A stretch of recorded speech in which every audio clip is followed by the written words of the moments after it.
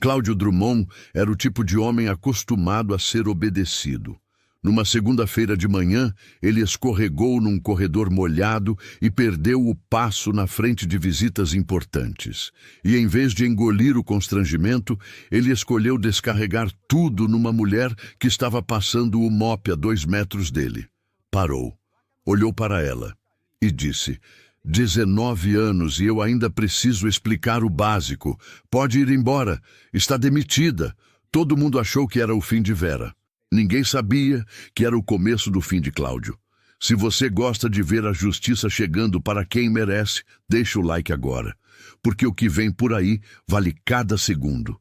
Eram 7h40 da manhã, e os corredores do 14º andar ainda estavam quase vazios.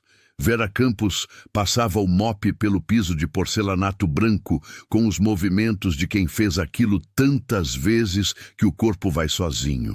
Balde ao lado, placa de aviso amarela aberta no meio do corredor, fone de ouvido no pescoço. 19 anos naquele prédio. Ela conhecia cada rachadura no teto, cada lâmpada que piscava antes de apagar, cada funcionário pelo nome. O elevador abriu e saiu Henrique Volpe. Diretor financeiro, 62 anos, cabelo branco bem cortado. Um dos poucos que ainda estava na empresa desde a época do fundador. Ele viu Vera, parou e fez algo que nenhum outro diretor do andar fazia. Tirou os óculos, olhou para ela de frente e perguntou como ela estava. Não o bom dia automático que as pessoas lançam para o ar enquanto olham para o celular. Uma pergunta de verdade, com pausa para ouvir a resposta. Vera sorriu e disse que estava bem. Ele ficou 1 segundo a mais do que precisava, como se quisesse dizer outra coisa. E então ajustou a gravata e seguiu para a sala dele. Um estagiário que esperava pelo café viu a cena e ficou com aquilo na cabeça por um instante. Por que um diretor parava para conversar com a faxineira daquele jeito, com aquela atenção toda? Mas o dia começou, o celular vibrou e a pergunta ficou sem resposta.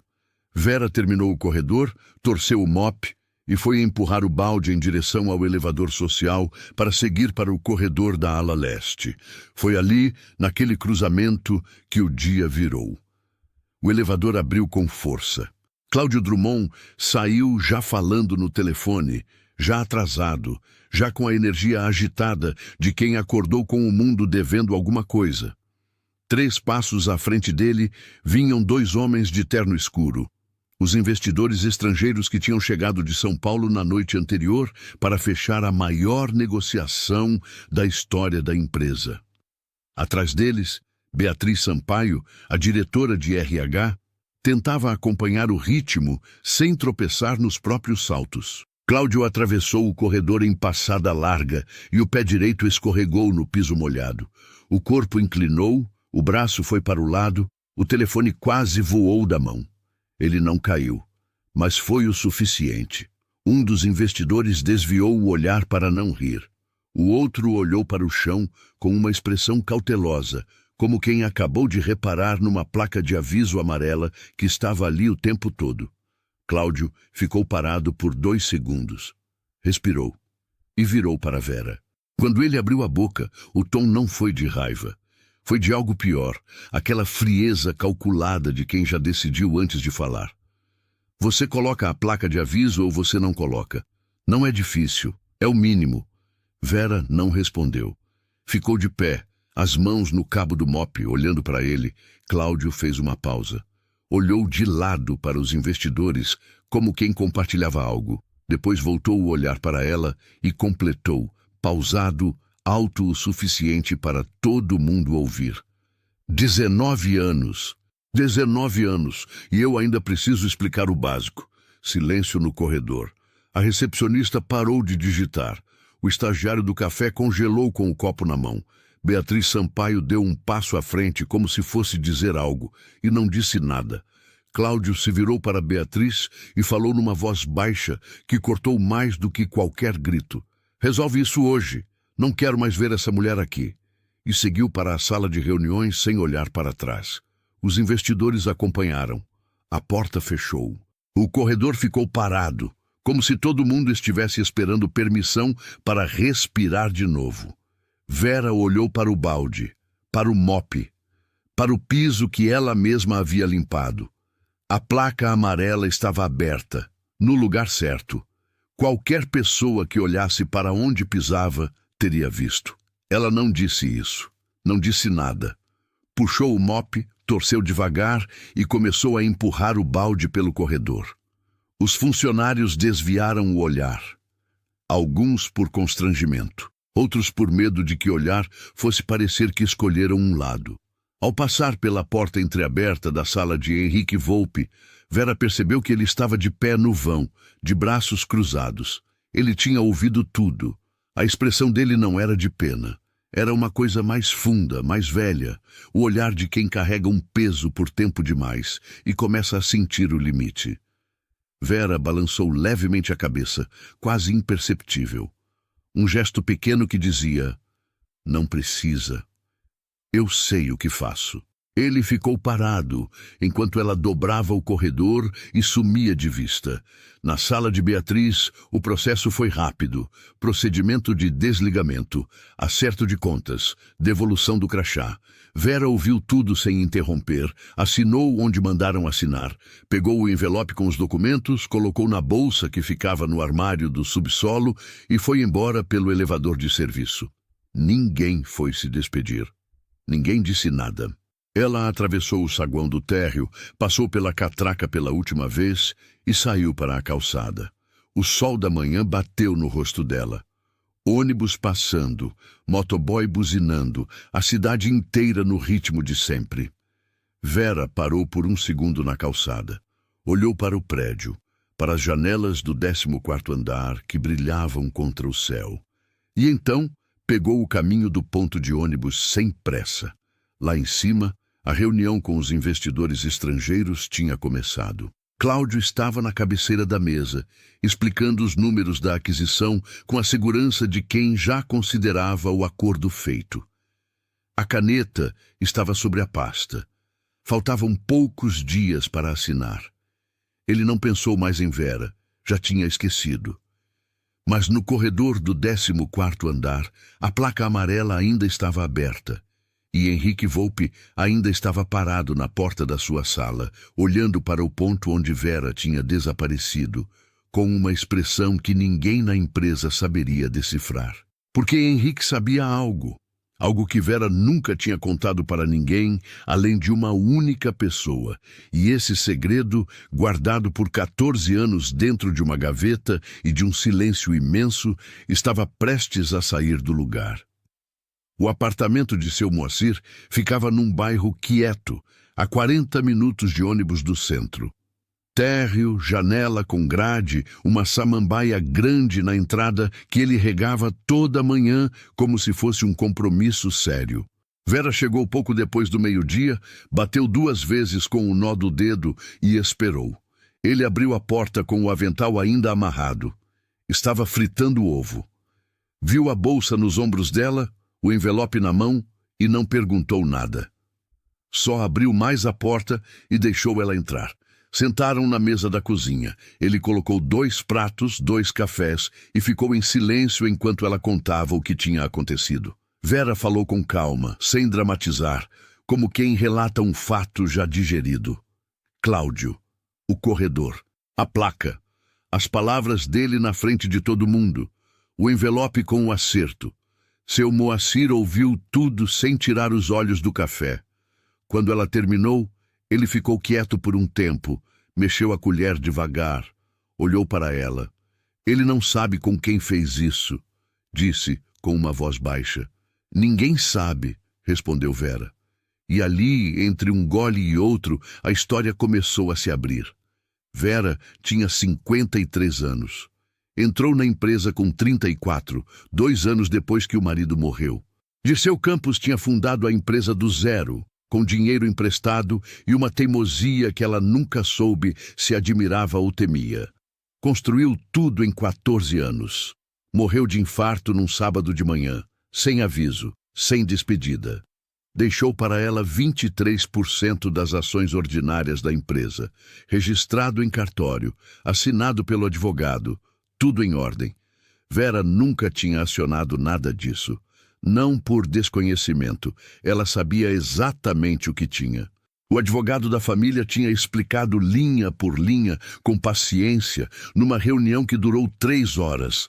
Ela entendeu tudo e escolheu não fazer nada. Seu Moacir era o único que sabia. Ele tinha sido porteiro da empresa desde o primeiro dia, contratado pelo próprio Dirceu, e conhecia Vera desde antes do casamento. Quando ela apareceu pedindo emprego como faxineira, 2 anos depois do velório, ele tentou dissuadi-la. Disse que aquilo não fazia sentido, que ela tinha direitos, que podia entrar pela porta da frente. Vera disse que não queria entrar pela porta da frente. No começo, era luto puro. Dirceu tinha morrido num sábado de manhã sem dar tchau, sem adoecer antes, sem aviso nenhum, e ela precisava continuar perto do que ele tinha construído com as próprias mãos. Ir para aquele prédio todo dia era o único jeito que ela encontrou de não deixar ele virar só uma lembrança emoldurada na parede. Mas os anos foram passando. O luto foi mudando de forma. E Vera foi percebendo uma outra razão para ficar em silêncio. Se ela aparecesse como acionista, tudo mudava. Advogados, disputas, pessoas querendo negociar, outras querendo questionar. O nome dela ia aparecer em documentos, em reuniões, em conversas que ela não queria ter. Ia virar alvo. Como faxineira, era invisível. E invisível era seguro. Para ela, e mais importante, para Jonas, que estava crescendo sem o peso de ser filho do fundador de empresa nenhuma. Ficar em silêncio tinha começado como dor. Com o tempo, virou escolha. Uma escolha consciente, calculada, que ela renovava todo ano sem contar para ninguém. Ele não concordou, mas respeitou, e ficou quieto por 19 anos. Naquela tarde, Vera tomou o café até o fim e ficou olhando pela janela por um tempo. A samambaia balançava com o vento que entrava pela grade. Lá fora, um cachorro latia para alguma coisa que ninguém mais via. Dirceu sempre disse que você era a parte mais forte do que ele construiu, disse seu Moacir, sem olhar para ela. Vera não respondeu de imediato. Ficou com a xícara nas mãos. Não vou fazer nada por raiva, disse ela por fim. Mas acho que está na hora de aparecer. Seu Moacir ergueu os olhos para ela. Era a primeira vez em 19 anos que ouvia aquilo da boca dela. Ele não sorriu, não comemorou. Só assentiu, devagar, com o peso de quem sabe que uma decisão dessas não volta atrás. Vera foi embora antes do anoitecer. Voltou para o apartamento dela, pequeno, organizado, com uma foto de Dirceu na prateleira da sala ao lado de uma planta e de alguns livros. Sentou na poltrona que ficava perto da janela e ficou ali por um bom tempo, pensando. No dia seguinte, ela ligou para o filho. Jonas Campos tinha 28 anos e trabalhava num escritório de advocacia em São Paulo. Vera o criou sozinha, sem contar sobre as ações, sem mencionar o sobrenome do pai em nenhuma matrícula, em nenhum documento escolar, em nenhuma conversa com vizinho ou professor. Queria que ele construísse a própria vida sem carregar aquela sombra. Sem que ninguém olhasse para ele e enxergasse o filho do fundador antes de enxergar o Jonas. Ele tinha construído. Por mérito, por esforço, por noites estudando com a mãe, trabalhando 2 turnos para pagar o curso. Formou-se bem. Entrou num escritório sério. Nunca soube por que a mãe insistia em continuar como faxineira numa empresa que ele nunca tinha ouvido falar até os 20 anos. A ligação durou quase 2 horas. Quando terminou, Jonas ficou parado na frente da janela do apartamento dele em São Paulo, olhando para os prédios lá fora com a expressão de quem acabou de descobrir que o mapa que usou a vida inteira estava incompleto. Ele tinha perguntas, muitas. Vera respondeu todas com a mesma calma de sempre. Antes de desligar, ele perguntou uma última coisa. Mãe, o que você quer fazer? Vera ficou em silêncio por alguns segundos. Quero que o seu pai construiu continue de pé, disse ela. Do jeito certo. Jonas desligou. Ficou sentado na cadeira do escritório por um tempo, olhando para a tela apagada do computador. Depois, abriu o notebook, digitou o nome da empresa e começou a ler tudo o que encontrou. Enquanto isso, no 14º andar da Grupo Meridian, a semana seguia sem sobressaltos aparentes. Cláudio fechou 2 reuniões, adiantou detalhes da aquisição com os investidores e voltou para casa na sexta, satisfeito com o ritmo das coisas. Só que na segunda-feira seguinte, o fornecedor de material de limpeza ligou para avisar que não ia renovar o contrato. Sem explicação detalhada. Só que não ia renovar. A supervisora de facilities achou estranho, mas achou que ia resolver fácil. Passou a tarde inteira tentando encontrar outro fornecedor com o mesmo padrão, o mesmo preço e a mesma agilidade de entrega. Não encontrou. Anotou o problema numa planilha e mandou por e-mail para Beatriz. Beatriz leu o e-mail, leu de novo, e ficou com uma sensação estranha que não soube nomear. Era só um fornecedor, uma coisa pequena, o tipo de problema que se resolve numa semana. Mas alguma coisa dizia que aquilo não era o fim, era o começo. Na terça-feira seguinte, o sistema de controle de acesso do 14º andar travou às 8 da manhã. Não foi uma falha grande. Só a porta da sala de reuniões principal que parou de responder ao crachá. Qualquer pessoa que precisasse entrar tinha que esperar alguém abrir por dentro. Pequeno o suficiente para irritar, grande o suficiente para atrasar. O técnico responsável pela manutenção era um rapaz que atendia a empresa há 6 anos. Ligaram para o número dele, caixa postal. Mandaram e-mail. Sem resposta até o meio-dia, a supervisora de facilities foi atrás do contrato e descobriu que o número de emergência listado estava desatualizado. Ninguém sabia quem tinha o contato novo. Quem cuidava disso? Perguntou ela para a equipe. Ninguém soube responder de imediato. Depois de meia hora de conversa, alguém lembrou que era a Vera quem sempre ligava para o técnico quando tinha problema. Ela tinha o número pessoal dele, sabia o nome da esposa. Sabia que ele preferia ser chamado depois das 9. A supervisora ficou olhando para o ramal do almoxarifado, que agora estava vazio. Resolveram o acesso improvisando com uma cunha de borracha na porta. Funcionou. Feio, mas funcionou. Naquela mesma tarde, a reunião de alinhamento com os investidores estrangeiros começou 15 minutos atrasada porque os materiais impressos não estavam prontos. A gráfica interna tinha recebido o arquivo errado. Ninguém sabia explicar direito por quê. A versão correta estava num pendrive que ninguém encontrou antes da reunião começar. Cláudio entrou na sala com o sorriso firme de quem não deixa transparecer nada. Mas durante a apresentação, quando um dos investidores pediu o comparativo de custos operacionais dos últimos 3 anos, a planilha que apareceu na tela tinha os dados de 2 anos, não 3. Silêncio. Cláudio pediu 1 minuto. Mandou mensagem para 2 assistentes ao mesmo tempo. 4 minutos depois, o arquivo chegou. Era pouca coisa, o tipo de falha que acontece em qualquer empresa, mas os investidores notaram, e quando 2 problemas pequenos aparecem na mesma reunião, eles param de parecer coincidência. Beatriz estava no fundo da sala e viu a expressão de um dos investidores quando a planilha chegou atrasada. Não era irritação, era avaliação.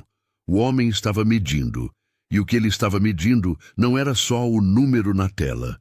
Depois da reunião, Beatriz voltou para a sala dela e ficou parada na frente do computador por um tempo. Tinha uma pilha de desligamentos para homologar, processos de rotina que ela assinava sem pensar 2 vezes. Pegou o primeiro da pilha, abriu o documento e o nome no topo era Vera Campos. Leu os dados. Data de admissão. Cargo, tempo de serviço, 19 anos. Ficou olhando para aquilo. Sem saber direito por quê, abriu o sistema de RH e foi até a ficha cadastral completa de Vera. Nome completo, endereço, dados do contrato. E ali, num campo que quase ninguém abria, estava o nome do cônjuge falecido, Dirceu Campos. Beatriz leu o sobrenome 2 vezes. Digitou o nome no sistema interno. O sistema retornou um único resultado. Fundador da Grupo Meridian. Falecido há 14 anos. Ela ficou parada. O escritório ao redor continuava no ritmo normal. Teclados, telefones, alguém rindo no corredor. Beatriz não ouviu nada disso. Abriu o navegador. Pesquisou. Encontrou o registro da empresa, o histórico societário, os documentos públicos de constituição. E então encontrou o que não estava esperando. Uma transferência de ações por herança registrada 14 anos atrás para o nome de Vera Campos. 23% das ações ordinárias da Grupo Meridian. Fechou o navegador. Abriu de novo. Releu. Era real. Vera Campos, a mulher que Cláudio tinha mandado embora numa segunda-feira de manhã, sem nem olhar nos olhos, era acionista da empresa. Com participação suficiente para sentar em qualquer assembleia, com participação suficiente para influenciar decisões grandes, com participação suficiente para vetar uma aquisição. Beatriz ficou com as mãos sobre o teclado sem digitar nada por um tempo longo. Tinha uma escolha clara à frente. Podia chamar Cláudio agora mesmo, subir para a sala dele, colocar as informações sobre a mesa e deixar que ele resolvesse. Era o procedimento. Era o que qualquer pessoa no cargo dela faria. Mas ela ficou pensando na segunda-feira, no corredor, na placa amarela que estava no lugar certo, nas palavras de Cláudio, pausadas e frias, calculadas para humilhar na frente de visitas, e na expressão de Vera, que não chorou, não reclamou, não disse uma palavra. 19 anos, e ele descartou tudo aquilo em 30 segundos. Beatriz pegou o celular, ficou olhando para ele por um momento. Depois abriu os contatos e procurou um nome que estava ali há anos, guardado de um evento da empresa, nunca usado. Henrique Volpe, particular. Discou, esperou. Ele atendeu no segundo toque. Henrique, disse ela com a voz mais firme que conseguiu. Você tem 1 minuto? Houve uma pausa breve do outro lado. Tenho, disse ele, e pelo tom, parecia que já estava esperando por aquela ligação há algum tempo. Eles conversaram por 20 minutos. Beatriz falou sobre o que tinha encontrado. Henrique ouviu sem interromper. Quando ela terminou, ele ficou em silêncio por alguns segundos. Você fez a coisa certa ligando para mim, disse ele. Agora me escuta com atenção. Beatriz escutou. Quando desligou, tinha um número novo no celular. Um número que Henrique tinha guardado por 14 anos sem nunca usar, esperando o dia em que fosse necessário. Um número que ela deveria ligar apenas se tivesse certeza do que queria fazer. Ela tinha certeza. Discou. A linha chamou 3 vezes. Uma voz de mulher atendeu do outro lado, serena, direta, sem pressa. Alô, Vera, disse Beatriz. Meu nome é Beatriz Sampaio. Eu sei que não tenho o direito de pedir nada para você, mas eu preciso conversar. Silêncio do outro lado. Não o silêncio de quem hesita. O silêncio de quem já sabia que essa ligação ia chegar e estava decidindo como responder. Me diz onde você quer se encontrar, disse Vera. Elas se encontraram numa padaria no bairro de Vera. Lugar simples, mesas de fórmica, café coado na hora. Beatriz chegou primeiro, pediu água e ficou com o copo na mão sem beber nada. Estava com a bolsa no colo, os ombros tensos, o olhar indo para a porta a cada minuto. Vera entrou pontualmente. Calça escura, blusa de manga, cabelo preso. Olhou para Beatriz, reconheceu e foi até a mesa sem pressa. Puxou a cadeira, sentou, pediu um café para o garçom sem abrir o cardápio. Beatriz esperou o garçom se afastar. Obrigada por ter vindo, disse ela. Pode falar, respondeu Vera. Beatriz abriu a bolsa, tirou uma pasta fina e colocou sobre a mesa. Dentro havia 3 folhas impressas: o registro das ações, a certidão de casamento, o documento de herança. Vera olhou para as folhas sem tocá-las. Você sabia que eu ia encontrar isso? Perguntou Beatriz. Sabia que alguém ia encontrar um dia, disse Vera. Só não sabia quem. Beatriz respirou fundo. Por que você nunca falou nada? 19 anos, Vera. Você tinha direito a tudo isso. Vera ficou um momento olhando para o café que o garçom tinha acabado de trazer. Mexeu devagar com a colher. Porque eu não queria direito a nada, disse ela, com uma calma que não era frieza, era convicção. Eu queria continuar perto do que o Dirceu construiu, do jeito que eu conseguia. Aquele prédio era o lugar onde eu ainda sentia ele. Beatriz ouviu aquilo e ficou quieta. Não havia resposta certa para isso. E agora? Perguntou ela por fim. Agora alguém me tirou desse lugar, disse Vera, e eu preciso decidir o que fazer com o que tenho. Beatriz colocou as folhas de volta na pasta e a empurrou devagar em direção a Vera. Tem uma assembleia marcada para daqui a 12 dias, disse ela. Cláudio vai fechar a aquisição. Os investidores estrangeiros assinam junto com o conselho. É a maior operação da história da empresa. Fez uma pausa. Sem a sua assinatura, ela não pode ser concluída. Vera não demonstrou surpresa. Só olhou para a pasta por um segundo e depois ergueu os olhos para Beatriz. Por que você está me contando isso? Beatriz não desviou o olhar. Porque eu executei uma ordem injusta e eu sabia que era injusta quando assinei. E porque os investidores estão começando a perceber que alguma coisa não está certa nessa empresa. Não só com a operação, mas com quem está comandando. Vera ficou em silêncio. Lá fora, um ônibus passou barulhento, freou no ponto, seguiu em frente. O movimento da rua continuava sem saber de nada. Henrique Volpe, disse Vera. Foi ele que te deu o meu número.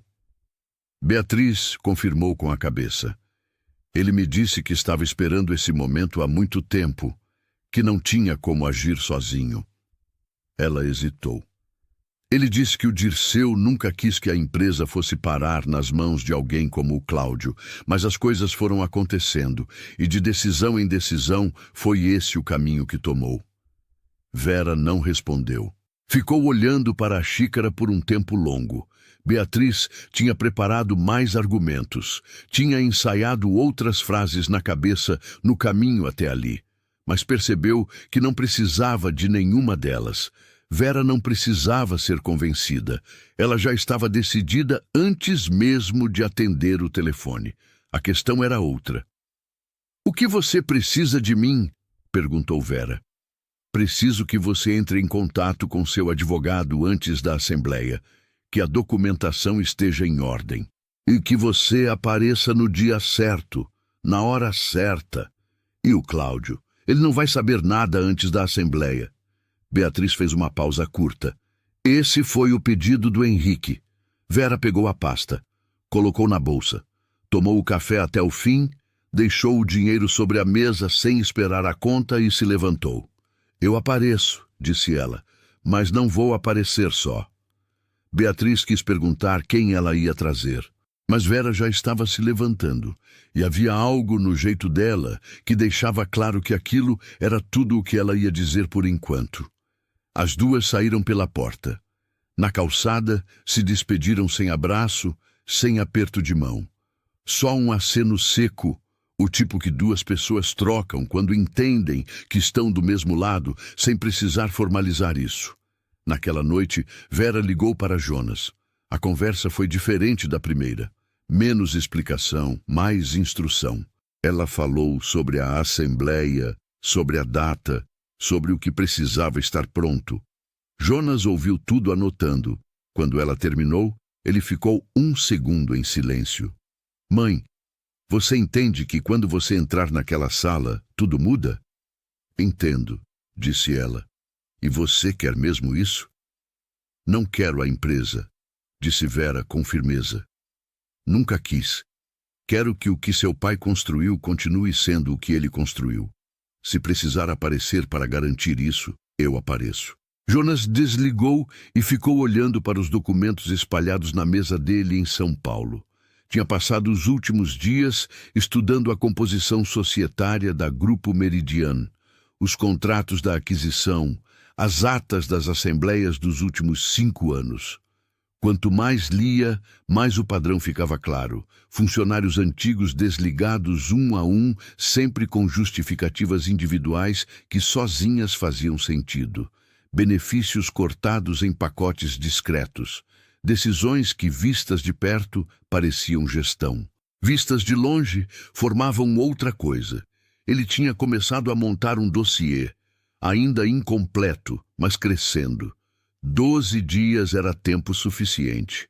Enquanto isso, no 14º andar, Cláudio fechou o computador satisfeito. A semana tinha sido boa.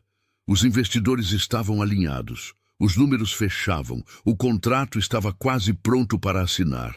Ele pensou em ligar para a esposa para contar, mas decidiu esperar a assembleia. Queria dar a notícia com o papel assinado na mão.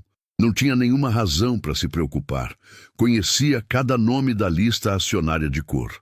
Sabia quem votava com ele, quem precisava de convencimento, quem nunca aparecia.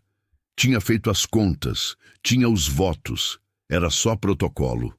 Apagou a luz da sala, pegou o paletó e foi embora pelo elevador executivo. No corredor vazio do 14º andar, a planta que ficava na mesa de entrada, aquela que Vera regava toda semana sem que ninguém pedisse, estava com as folhas começando a amarelecer nas pontas, ainda em pé, mas não por muito tempo. A sala de reuniões do 14º andar tinha sido preparada desde cedo. 12 cadeiras em volta da mesa oval. Água, café, blocos de anotação com o logo da empresa. A assistente de Cláudio tinha conferido tudo 2 vezes. As cadeiras estavam alinhadas. Os documentos empilhados na ordem certa. A apresentação testada no projetor. Cláudio chegou às 8h30. Paletó escuro, gravata azul, o humor de quem está prestes a fechar o maior negócio da própria carreira. Cumprimentou a assistente pelo nome, pediu um café sem açúcar e ficou de pé na cabeceira da mesa, revisando mentalmente a ordem do dia. Tudo no lugar. Tudo sob controle.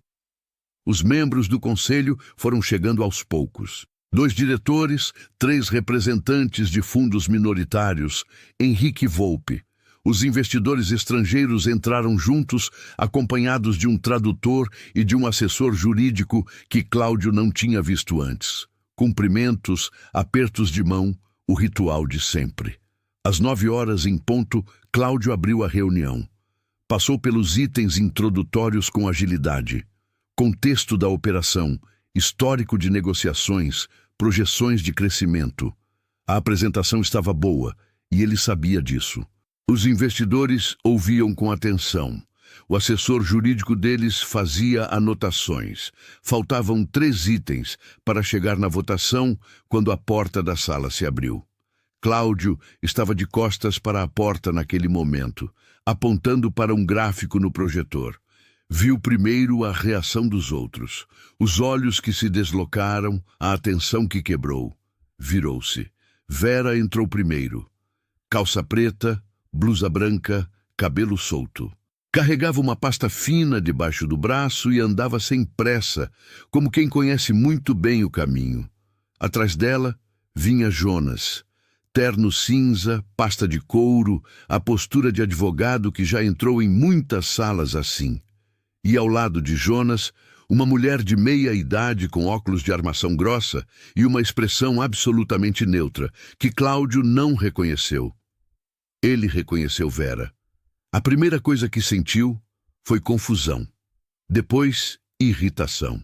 Depois, de forma automática, a certeza de que aquilo era um engano administrativo que ia ser corrigido em 30 segundos. Isso aqui é uma reunião fechada, disse ele, com firmeza, mas sem levantar a voz. Preciso pedir que... Meu nome é Jonas Campos, disse o jovem, colocando um documento sobre a mesa antes que Cláudio terminasse a frase. Sou advogado e represento minha mãe, Vera Campos, acionista da Grupo Meridian. Silêncio. Cláudio olhou para o documento. Olhou para Jonas. Olhou para Vera. Segurança, disse ele virando para a porta. Antes disso, disse a mulher dos óculos com uma voz tranquila que ocupou a sala inteira. Sugiro que o senhor leia o documento que está sobre a mesa.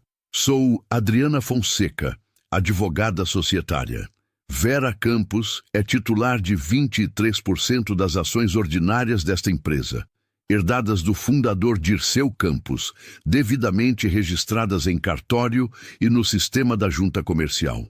Essa participação confere a ela direito de voto e poder de veto em operações que alterem o controle societário da empresa. Ela fez uma pausa.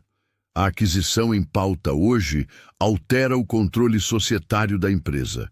Ninguém na sala falou nada. O assessor jurídico dos investidores parou de escrever e olhou para o documento. Um dos diretores do conselho pegou o próprio celular discretamente, como quem precisa confirmar alguma coisa com urgência. Cláudio ficou parado na cabeceira da mesa. A apresentação ainda estava aberta no projetor, com um gráfico de projeção para os próximos 5 anos congelado na tela. Ele olhou para Henrique Volpe.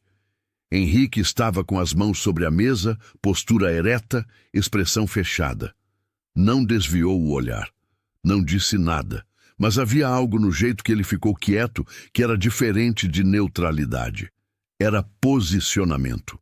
Cláudio entendeu naquele segundo que Henrique sabia. Isso é um erro de registro, disse Cláudio, com a voz mais controlada que conseguiu. Essas ações nunca foram exercidas. Nunca houve participação ativa. Nunca houve presença em assembleia. Ações não expiram por falta de uso, disse Adriana Fonseca com a mesma calma. O direito existe independente de ter sido exercido. A documentação é válida, o registro é vigente e minha cliente tem legitimidade plena para estar nesta sala. Um dos investidores estrangeiros se inclinou para o tradutor e trocou algumas palavras em voz baixa. O outro abriu a pasta que estava na frente dele e começou a folhear alguma coisa com uma expressão que Cláudio não conseguiu ler. Gostaria de pedir uma suspensão de 30 minutos, disse o assessor jurídico dos investidores em português carregado de sotaque. Cláudio abriu a boca para responder e Henrique falou antes. Apoio a suspensão. Mais um silêncio. Cláudio olhou para Henrique de novo. Dessa vez, com uma expressão diferente. Não era mais irritação. Era o início de alguma coisa maior, mais pesada, que ele ainda estava tentando nomear. A reunião foi suspensa. As pessoas se levantaram, formaram grupos pequenos, saíram para o corredor. Cláudio ficou na cabeceira da mesa por um momento, sozinho, com o documento de Jonas ainda aberto na sua frente. Leu, releu. Os números e os registros estavam certos. Ele sabia o suficiente sobre direito societário para entender que aquilo não era um erro. Vera estava de pé, perto da janela do corredor, quando ele saiu. Ele foi até ela. Ficaram frente a frente pela primeira vez desde a segunda-feira do corredor. De perto, ele percebeu que ela estava tranquila, não a tranquilidade de quem está fingindo, a tranquilidade de quem esperou muito tempo por um momento e chegou preparada. "Por que você ficou?" perguntou ele, com uma voz que tinha perdido o tom de comando. "Todos esses anos, por que ficou como faxineira, sendo que... Porque era o lugar onde eu queria estar", disse Vera, simples. O senhor nunca entendeu isso porque nunca precisou entender. Para o senhor, eu era uma função. Para mim, aquele prédio era uma história. Cláudio ficou sem resposta. "O senhor me tirou desse lugar", continuou ela, sem raiva, sem tremer. "E agora eu estou aqui de outro jeito. Não vim destruir nada. Vim garantir que o que sobrou ainda vale alguma coisa." Ela se afastou sem esperar resposta e foi falar com Jonas, que estava no outro extremo do corredor, com Adriana Fonseca e um dos assessores dos investidores. Cláudio ficou parado no meio do corredor vazio. 30 minutos atrás, ele tinha certeza de todos os votos que precisava. Agora havia um nome que ele havia apagado da memória numa manhã de segunda-feira. Um nome que nunca constou em nenhuma ata, nunca apareceu em nenhuma reunião, nunca exigiu nada, que mudava o cálculo inteiro. E o pior não era perder o controle da votação. O pior era que os investidores estrangeiros tinham visto tudo, cada detalhe, a surpresa no rosto dele, a suspensão pedida pelo próprio assessor deles, o documento que nenhum responsável da empresa tinha identificado antes. Lá dentro da sala, o gráfico de projeção ainda estava congelado na tela. Os próximos 30 minutos iam decidir muita coisa. E pela primeira vez em muito tempo, Cláudio Drummond não sabia o que ia acontecer a seguir. Os 30 minutos de suspensão viraram 2 horas. O assessor jurídico dos investidores pediu acesso aos documentos societários completos. Adriana Fonseca forneceu cópia do registro de Vera sem hesitar. Ela tinha trazido 3 vias. Jonas ficou numa sala menor, com 2 representantes do conselho, respondendo perguntas técnicas com a paciência de quem se preparou bem. Beatriz coordenou o espaço, os cafés, as salas, sem que ninguém tivesse pedido para ela fazer isso. Era o que ela sabia fazer, e fez. Cláudio ficou na sala principal. Tentou fazer 2 ligações para o advogado da empresa. A primeira caiu. A segunda foi atendida, mas as respostas que ele recebeu não foram as que queria ouvir. O registro era válido. A participação era real. Não havia argumento processual que derrubasse aquilo antes da votação. Ele desligou e ficou olhando para a janela. Lá fora, São Paulo seguia no ritmo de sempre. Prédios, trânsito, o céu branco de uma manhã nublada. O mundo inteiro indiferente ao que estava acontecendo naquele andar. Foi o assessor dos investidores quem pediu para falar com Vera diretamente. Eles se reuniram numa sala reservada. Vera, Jonas, Adriana e os 2 investidores estrangeiros com o tradutor. Henrique Volpe entrou por último, a pedido dos investidores, e fechou a porta. O mais velho dos 2 investidores perguntou diretamente, sem rodeio: "A senhora pretende bloquear a operação?" Vera olhou para ele com calma. "Não", disse ela. "Nunca foi essa a intenção." O homem estudou o rosto dela por 1 segundo. "Então, o que a senhora quer?" "Quero que a empresa continue existindo do jeito que foi construída", disse Vera. "Com respeito por quem trabalha nela, com decisões que não destruam o que levou anos para ser construído. Se a aquisição respeita isso, eu assino. Se não respeita, a gente espera até que respeite." O investidor trocou algumas palavras em voz baixa com o colega. O tradutor murmurou alguma coisa. Depois o homem se virou para Jonas. "O dossiê que seu escritório preparou", disse ele. "Podemos ter acesso?" Jonas olhou para Vera. Ela assentiu com a cabeça. Ele abriu a pasta e colocou sobre a mesa. 32 páginas. 2 anos de levantamento comprimidos em dados, datas e padrões. Jonas começou a apresentar com voz firme e sem pressa. O que estava documentado não era um único ato, era uma sequência. Funcionários com mais de 50 anos desligados ao longo de 4 anos, sempre com justificativas individuais, sempre em momentos distintos, mas formando um padrão quando vistos em conjunto. Benefícios suprimidos em etapas pequenas, cada corte abaixo do limite que exigiria a aprovação do Conselho. Contratos de fornecimento renegociados em condições que favoreciam empresas com vínculos indiretos a pessoas próximas de Cláudio. Nada ilegal de forma isolada, mas um conjunto que levantava questões sérias sobre governança. Henrique Volpe ficou ouvindo com as mãos sobre a mesa. Em algum momento durante a apresentação, ele fechou os olhos por alguns segundos. Não de cansaço. De alívio, talvez. O tipo de alívio que vem quando alguém finalmente diz em voz alta o que você carregou sozinho por tempo demais. Quando Jonas terminou, o investidor mais velho ficou em silêncio por um momento. Depois, olhou para o colega e falou em inglês algumas frases curtas. O tradutor não precisou traduzir, a expressão dos dois dizia o suficiente. Precisamos conversar internamente, disse o investidor se levantando. Podemos ter uma hora? Claro, disse Vera. Eles saíram. A sala ficou mais silenciosa. Henrique se aproximou de Vera. Ficaram lado a lado, os dois olhando para a mesa vazia na frente deles. O Dirceu ia gostar de ver isso, disse ele com voz baixa. Vera não respondeu de imediato. Ficou olhando para as folhas do dossiê ainda espalhadas sobre a mesa.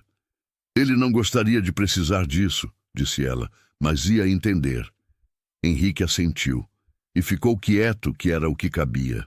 Do outro lado do andar, numa sala menor, Cláudio estava com o advogado da empresa que tinha chegado às pressas. Eles falavam em voz baixa, os dois inclinados sobre um notebook aberto. O advogado estava mostrando alguma coisa na tela. Cláudio ouvia com o maxilar travado, o tipo de tensão que aparece quando a pessoa está segurando uma reação que não pode ter na frente de ninguém. Depois de uma hora, os investidores pediram para retomar a reunião, mas numa configuração diferente. Não a assembleia formal, uma conversa com o conselho, sem Cláudio. A assistente dele foi bater na porta da sala onde ele estava. Cláudio ouviu o recado, ficou parado por 3 segundos e então pegou o paletó sem dizer nada. A reunião com o conselho durou 40 minutos. Vera ficou do lado de fora com Jonas. Ela ficou sentada numa cadeira no corredor, quieta, com a pasta no colo. Jonas ficava de pé, andava 2 passos, voltava. Tinha a inquietação natural de quem é mais jovem e ainda não aprendeu a esperar do mesmo jeito. Você está bem? Perguntou ele, olhando para ela. Estou, disse ela. Não parece que está nervosa. Não estou, disse Vera. Já tomei a decisão. O que acontece agora não depende mais de mim. Jonas ficou olhando para ela por um segundo. Tinha passado a vida inteira vendo a mãe trabalhar, economizar, abrir mão. Tinha carregado durante anos uma pergunta que nunca soube como fazer. Naquele corredor, olhando para ela sentada com a mesma postura de sempre, ele entendeu que nunca ia precisar perguntar. A resposta estava ali, inteira, na forma como ela esperava. Quando a porta da sala do conselho abriu, o primeiro a sair foi Henrique Volpe. Ele olhou para Vera e fez um gesto sutil com a cabeça. Afirmativo, discreto, o tipo de comunicação entre pessoas que não precisam de muitas palavras. Vera se levantou. Os investidores tinham tomado uma decisão. A operação seria renegociada, não cancelada. Eles ainda queriam a aquisição, mas queriam ela com governança limpa, com o conselho fortalecido, com garantias que o modelo de gestão dos últimos anos não seguiria em frente. Qualquer acordo assinado dali para frente precisaria refletir isso, e precisaria da assinatura de Vera. Cláudio estava de pé no canto da sala quando Vera entrou. Ele a olhou. Ela o olhou de volta. Não havia triunfo no rosto dela, não havia raiva. Havia só a clareza de quem chegou onde precisava chegar e não precisava de mais nada além disso. Ele abriu a boca, fechou. Não havia nada que fizesse sentido dizer. Jonas colocou mais um documento sobre a mesa. Adriana Fonseca começou a explicar os próximos passos com a mesma voz tranquila de sempre. Cláudio pegou o paletó que tinha colocado na cadeira, olhou uma última vez para a janela e saiu da sala sem esperar o fim da explicação. Ninguém foi atrás. Do lado de fora, o corredor estava vazio. A planta na mesa de entrada tinha 2 folhas novas abrindo, pequenas e verdes, no meio de todas as outras que estavam começando a amarelar. Ainda havia muito a resolver, mas o peso maior tinha saído do lugar. O afastamento de Cláudio foi comunicado internamente na manhã seguinte. 2 linhas num e-mail corporativo assinado pelo conselho. Sem explicações detalhadas, sem cerimônia. Afastamento imediato para reavaliação de governança, com Beatriz Sampaio assumindo a gestão interina. Quem leu nas entrelinhas entendeu. Quem não leu logo ficou sabendo pelos corredores, do jeito que essas coisas sempre se espalhavam, devagar, em voz baixa e de uma vez só. A reação foi discreta. Ninguém comemorou em voz alta. Mas havia uma leveza diferente nos andares naquele dia. O tipo de leveza que aparece quando uma pressão que todo mundo sentia, mas ninguém nomeava, finalmente sai do ar. Beatriz passou a manhã em reuniões. Tinha muito a organizar, muito a comunicar, muito a consertar. Ela sabia que não era uma solução permanente, era uma transição. Mas era a transição certa, e ela estava disposta a fazê-la bem. No final da tarde, ela ligou para Vera. Queria te agradecer, disse Beatriz. Não precisa, disse Vera. Preciso sim. Uma pausa. Você podia ter feito isso de um jeito muito diferente. Mais duro. Você tinha como. Vera ficou 1 segundo em silêncio. Eu não queria destruir, queria corrigir. São coisas diferentes. Beatriz ficou com aquilo na cabeça depois que desligou. Era uma distinção simples, mas não era fácil. E Vera tinha mantido essa distinção durante 19 anos de silêncio e 2 dias de assembleia, sem vacilar uma vez. 3 dias depois, Vera convocou uma reunião. Não no 14º andar, no refeitório do térreo. Quando o comunicado interno chegou nos computadores da empresa, as pessoas ficaram em dúvida por um momento. Refeitório? A acionista que tinha derrubado Cláudio queria falar no refeitório? Mas foram. Vieram os funcionários de todos os andares, os que trabalhavam na recepção, os que ficavam no almoxarifado, os assistentes, os analistas, os técnicos de TI. Vieram curiosos, alguns desconfiados, a maioria só querendo entender o que estava por vir. Vera chegou sem assessor, sem paletó, sem apresentação no projetor. Ficou de pé numa das pontas do refeitório e esperou o espaço encher. Jonas ficou encostado na parede do fundo, de braços cruzados, observando. Quando o barulho baixou, ela falou. Disse que sabia que muita gente ali não sabia quem ela era. Que por 19 anos ela tinha sido a mulher do carrinho de limpeza, a que sabia o nome de todo mundo, mas cujo nome quase ninguém sabia de volta. Disse que não estava ali para explicar o passado, porque o passado já tinha sido vivido e não mudava mais. Estava ali para falar sobre uma coisa só. Parte dos dividendos que ela tinha direito a receber, atrasados por 14 anos, um valor considerável, ia ser convertida num fundo de permanência para funcionários com mais de 10 anos de casa. Uma proteção contra demissões sem critério. Uma garantia de que o tempo de serviço pesava na balança. Não era caridade, era reconhecimento. O refeitório ficou em silêncio por alguns segundos. Depois, alguém começou a bater palma, sozinho, sem combinar com ninguém. E em poucos segundos, o resto acompanhou. Vera não sorriu com vaidade. Fez um gesto discreto com a mão, agradecendo, e esperou o barulho baixar de novo. Meu marido construiu essa empresa acreditando que as pessoas que trabalhavam nela eram parte do que ela valia, disse ela por fim. Eu também acredito nisso. Sempre acreditei. Foi só isso. Sem discurso longo, sem lista de promessas. Ela se despediu com um aceno e foi em direção à saída. As pessoas abriam caminho, alguns cumprimentavam, alguns só olhavam. Uma das faxineiras mais novas, que tinha começado havia poucos meses, foi até ela e disse obrigada, sem conseguir elaborar mais do que isso.